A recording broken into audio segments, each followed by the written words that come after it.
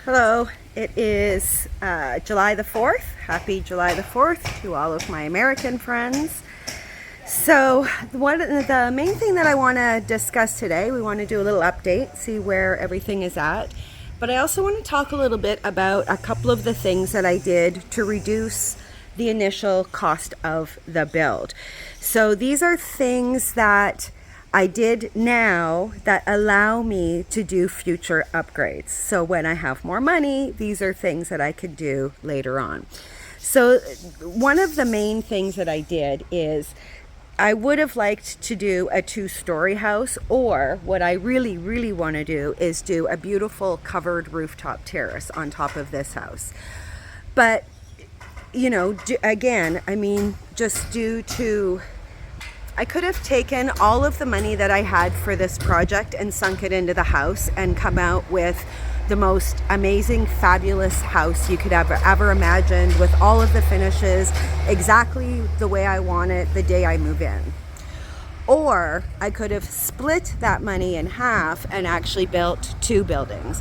And of course, the other building, as everyone knows, is 2 apartments and 2 commercial units, which will be providing income. So that was really important to me. So now I had to take a budget that really was meant for 1 house and put it into 2 buildings. So these are a couple of the ways that I did that. So one of them is by not putting the 2nd story on this house.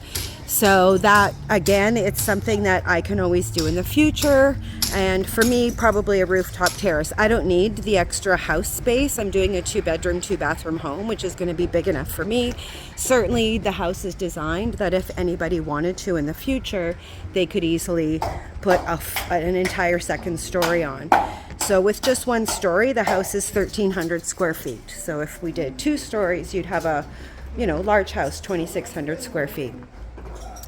So the other thing that I opted for was concrete floors, and we'll talk about that a little bit more later, but also concrete countertops with no wooden cabinets. So wooden cabinets here are very expensive. Whether I get IKEA cabinets or have them custom made, it doesn't really matter. And it's not something that I actually need to deal with right away. So I opted to just do a concrete countertop with a ceramic top. There'll be no lower cabinets and no upper cabinets. So I can always add lower cabinets and add upper cabinets as I want in the future. So I want to take a walk now over to the commercial space because I want to talk a little bit about the floors, because that's the other place that I have saved a crap load of money right now. So here in the Dominican Republic, all floors are initially concrete. So then usually on top of that, you would put some sort of tile. And you can get, every tile in the book here. You can get tiles that look like hardwood floors. You can get all kinds of stuff. But of course, any kind of tile you buy is an added cost. And really, it is just for show, because you already have a concrete floor. So what I decided to do was just have them polish the concrete floors. But something inexpensive that I was able to add to that is to actually put a colorant into the floor. So what I decided to do is, in all of the living spaces, the apartments as well as the house, is the floors will be yellow. And you can see this is the product that they put in. It's a powder that they just add to the concrete. And they've already done the floors up here. So they're at sort of this muted, mottled, sort of mustard, sunny yellow color.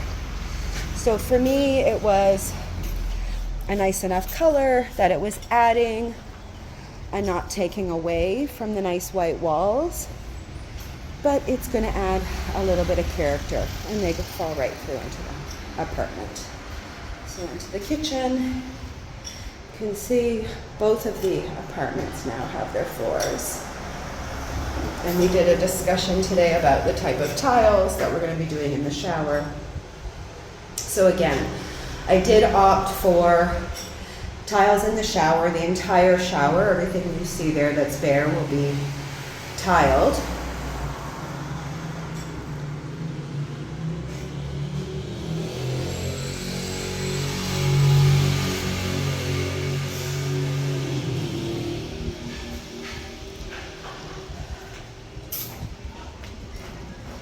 And the whole outside terrace walkway is pretty yellow.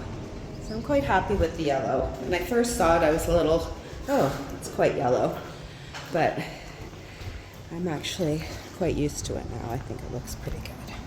So what I've opted for downstairs is even a little more crazy. What I've opted for is orange. And I did that again for a reason, because I think from the street it's just going to stand out. I think it's going to catch everyone's eye as they're driving by. They're going to be like, oh, what's that orange thing? And they'll realize it's the floor of a business, and that'll just make them look over at the business. So let's take a look at the front of the commercial space and we'll just see where they're at. They're just starting the floor in there. So they lay a grid of iron first.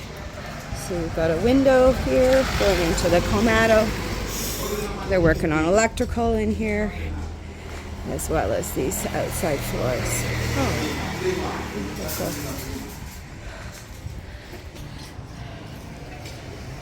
So you can see they're just working on the floors, and then coming outside here, not quite as far as the overhang, just before the overhang will be a concrete terrace as well, and that'll all be orange, the entire floor.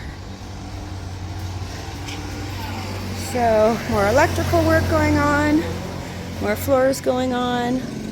Once the Comado is secure with iron on the windows, then we'll be able to use that as storage, and I can store things like some of the appliances that I've been buying, and things like the gas tanks and the hot water on demand.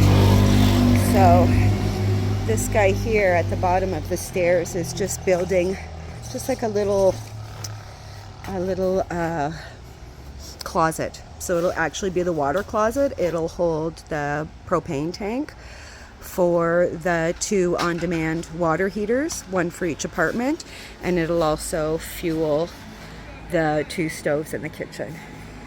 So we're moving along. I mean, it's hard because we don't see as much on the outside now, but all the things that are happening on the inside are every day a little bit more. Anyway, have a great day, guys.